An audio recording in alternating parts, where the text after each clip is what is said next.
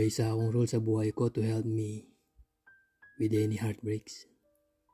Kung lalaki ang dahilan kung bakit ka nasaktan, ay lalaki din ang sagot para ito ay makalimutan. I don't dwell in sadness, Kuya Allen. At sa palagay ko ay magandang katangian yon kasi wala namang makakatulong sa ating mag-move on kung ayaw nating magpatulong. Marahil sa iba ay matagal ang pag-move on. Pero ibahin mo ako, Kuya Allen. Basta nailabas ko na at naiyak ko na, ay okay na ako. Sakto, kanina pa nagtitext si Joshua. Gusto niyang pumunta sa bahay dahil aalis daw si Kuya John at Ate Baby. Kaya malaya siyang gawin ang gusto niya. Biglang nanumbalik ang curiosity ko sa sukat ni Joshua. Kung ito ba ay kapareho ni Kuya John. Naalala ko yung sinabi niya dati na siya na ang bahala sa akin. 6:00 na ng gabi ay dumating si Joshua sa bahay. Pinatay ko ang ilaw sa labas para hindi siya makita ni Pasita at iwas sa chismis. May girlfriend na kasi si Joshua at classmate ng anak na babae ni Pasita yung nobya niya. Sabi ko ay huwag na siyang kumatok o tumawag. Basta iiwanan kong bukas ang bamboo gate at main door ng bahay.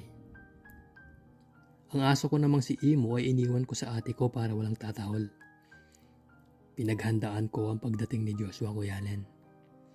Tinanong ko siya kung ayos lang ba na kasama si Daniel sa inuman namin. Ang sabi naman niya ay ayos lang dahil hindi naman daw magtropa ang papa niyang si Kuya John at si Daniel.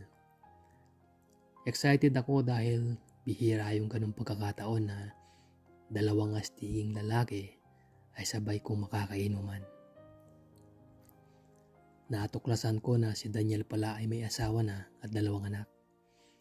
Hindi naman yun hadlang dahil mas gusto ko nga yung ganun dahil kumpirmadong ito ay barako.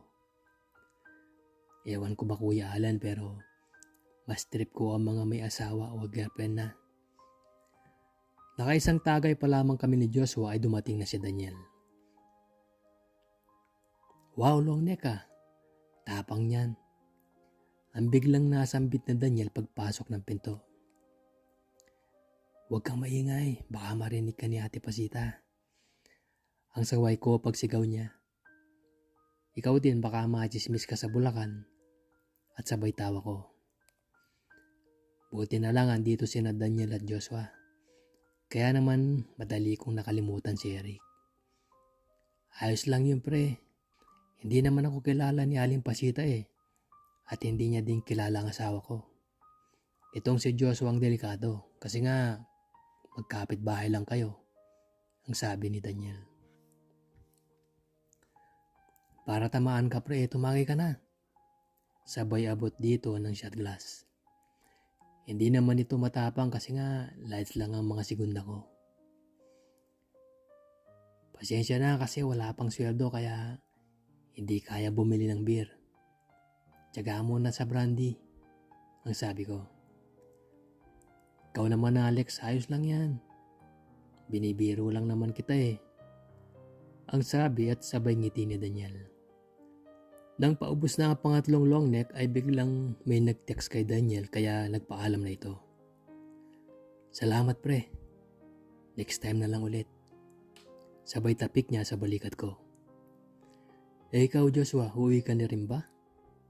Sabi ko. Dito lang ako, Kuya Alex, sasamahan kita. Di ba sabi ko sa'yo, ako ang bahala sa'yo? Ikaw kasi, ang bilis mong mabola ni Kuya Eric.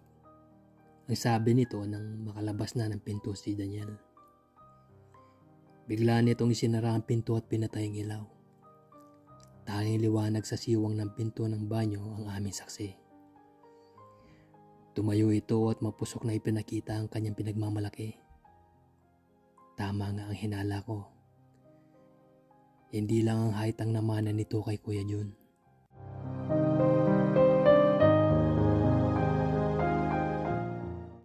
Habol ang hininga, ay patuloy lamang itong nakatayo hanggang maabot ang dulo ng kaligayahan. Ito pala ang tinutukoy niya na siya na ang bahala sa akin. Perfect timing ito. Dahil ngayon ang pagkakataon na higit ko itong kailangan. Ayos ba, Kuya Alex? Ang sabi nito. Wala akong masabi kundi ang tumango. Pagkatapos magpasalamat ay nakangiting umuwi si Joshua. Noong sumunod na linggo ay nakuha ko ang motor na hulugan. Pag-uwi ko ng mga bandang alas 5 ay may nadaanan ako na lalaki. Tila sa construction nito nagtatrabaho dahil may bahid pa ng pinturang puti ang kanyang balikat. Ang t-shirt nito ay nakatalokbong sa kanyang ulo kaya makikita mo ang fit with muscles na katawan. Gwapo at hindi pang construction ng kanyang apil. Tila isa siyang Koreano pero moreno.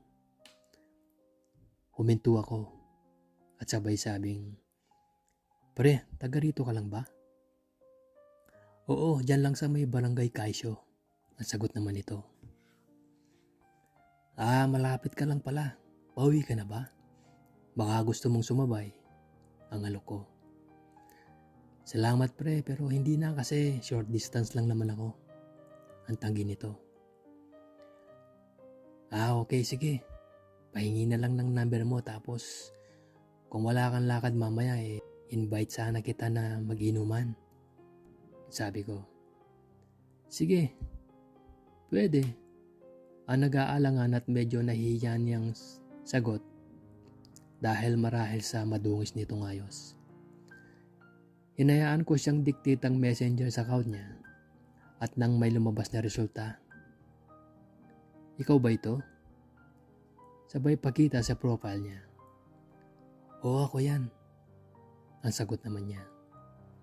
Nag-chat ako to confirm na account nga niya yon tapos tumunog ang cellphone niya at pinakita sa akin ang message ko na natanggap niya. RJ Torres ang binigyan niyang pangalan at naalala ko pa na naka-shorts at walang pangitaas ang profile picture niya habang nakatayo sa swimming pool. Nang nag-zoom ako ay kumpirmadong siya nga. "Sige, mamaya na lang. Chat ka kapag pwede ka na para sunduin kita," ang sabi ko. "Sige, siguro kung sakali dito mo na lang din ako banda sunduin," ang sagot naman niya.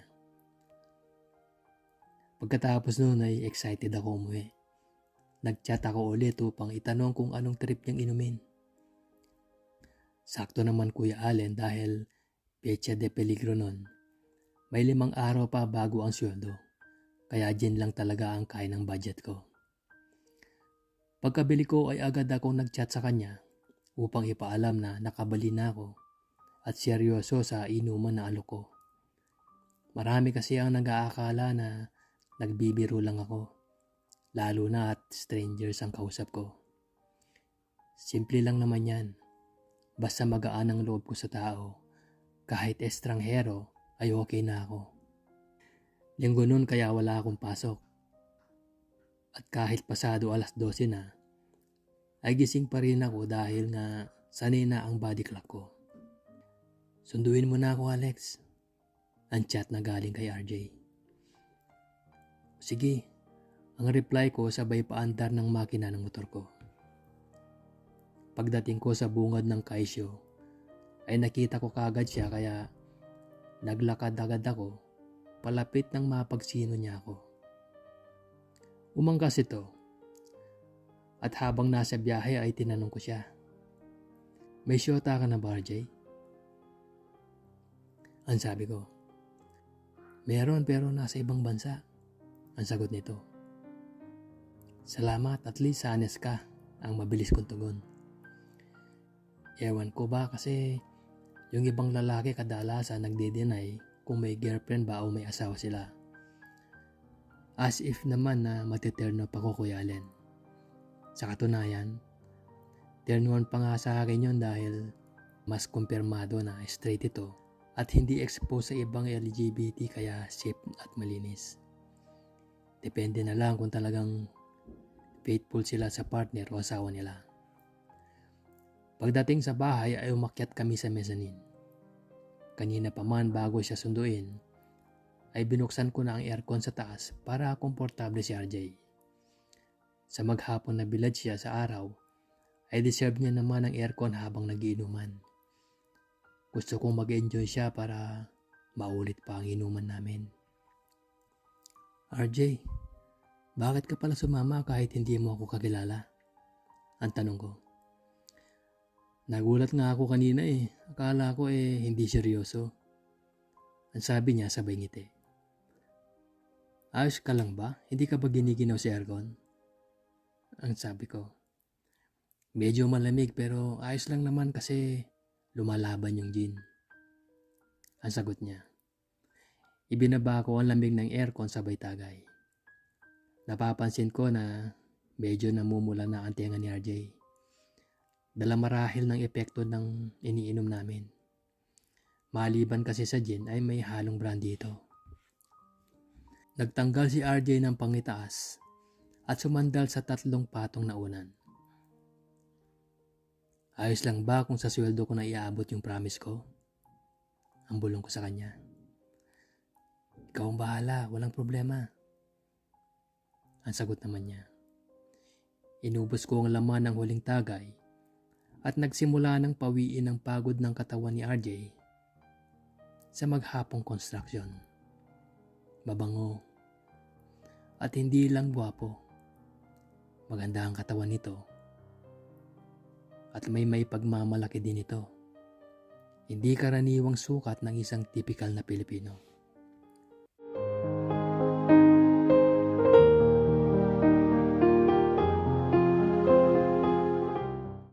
If you can't love yourself, how can you love somebody else? Self-love muna ngayon, Kuya Allen. Salamat sa pagbabahagi ng kwento ko at sa mga avid listeners and supporters mo.